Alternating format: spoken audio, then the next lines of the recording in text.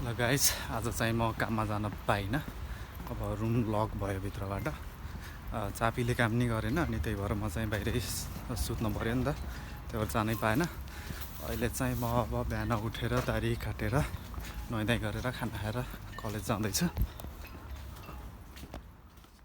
Guys, अहिले चाहिँ म अब क्लास सकेर रुममा जाँदैछु। हिजो पानी परेको थियो अनि आज बिहानसम्म नै पानी परिरहेको थियो, त्यही भएर मौसम चाहिँ अलि जाडो जाडो छ। आज घाम पनि लागेन।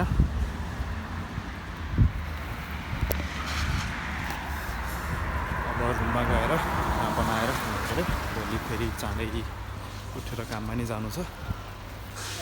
आज जम्मा 2 घन्टा थियो कि क्लास। गाइस, अब चाहिँ म खाना बनाउँछु। हिजो लिएर आएको चिकन चाहिँ अब खाना बनाउनु लाग्यो। अनि हिजो लिएर आएको चिकन बनाउनु पऱ्यो कि हिजो बनाउँछु भनेको थिएँ, अलि धेरै जमेको रहेछ, त्यही भएर आज चाहिँ बाहिर झिकेर राखेको छु। अब यसलाई काट्छु अनि प्याज स्याज सबै काटेर पकाउँछु। पकाउने चुला चाहिँ यस्तो छ, हिटरै हो भनौँ, ग्यास होइन। प्याज पनि काटेँ। अब चाहिँ प्याज ओइरिन्छु अनि प्याज ओइरिँदाखेरि चाहिँ त्यतिन्जेल चाहिँ मासु नि काटिहाल्छु। अब 1 केजीको त हो जम्मा। मैले अब यो काट्छु अनि प्याज पनि भेटिँदैछ यहाँ।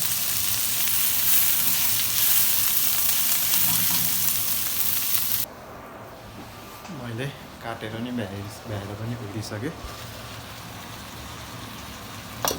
एकछिनमा पाक्छ।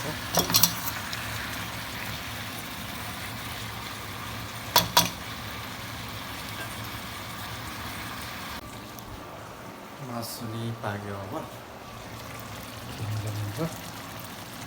अनि यो चाहिँ आज एकैदिन खाने नै होइन, अब यो आज खाने अनि अरू चाहिँ फ्रिजमा राखेर अरू दिन अब भोलितिर दाल पकायो अनि मासु झुक्यो खायो, त्यही गर्ने हो।